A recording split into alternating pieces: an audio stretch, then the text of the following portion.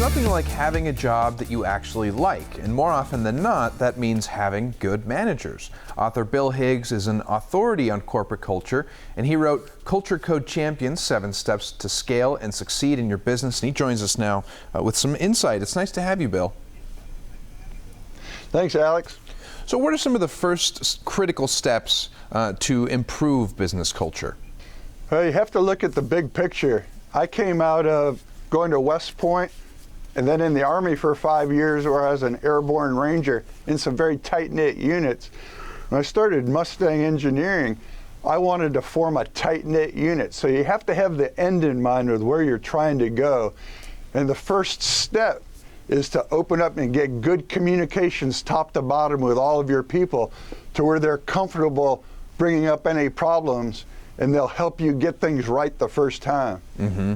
And it's true, I'm sure you'd agree, that having bad culture can really cost a company in the long run.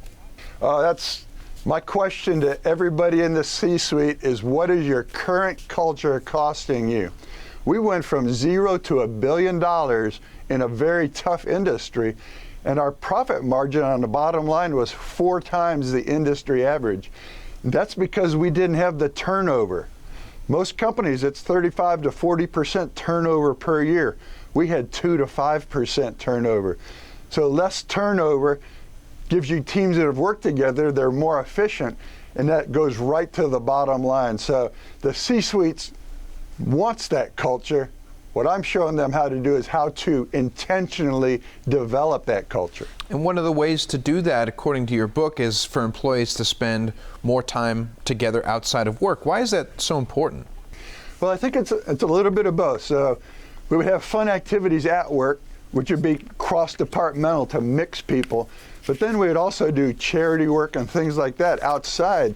And I was amazed, different people in the organization would take leadership roles outside. So I'd have a personal assistant or a designer or a drafter would actually lead an activity at a church or whatever. And bosses and people would say, wow, I didn't know that person had those skills. And so it would actually come back and help the company, because then we would give those people, obviously they were leaders with good character, we would start moving them up in the organization. So I think that cross-fertilization outside of the company would actually come back in and make us stronger. Plus, a lot of times we'd have the families involved, and that just helps you pull everybody in to win the hearts and the minds of your people, because now their families also a little bit attached into your organization. Yeah, and among the other tips, of course, you want to hire and find the right people. You want to find a way to break down those silos and improve communication between all departments. That's just going to make the company run better as a whole, and there really is so much to learn from this book. So Bill Higgs, thanks so much for your time.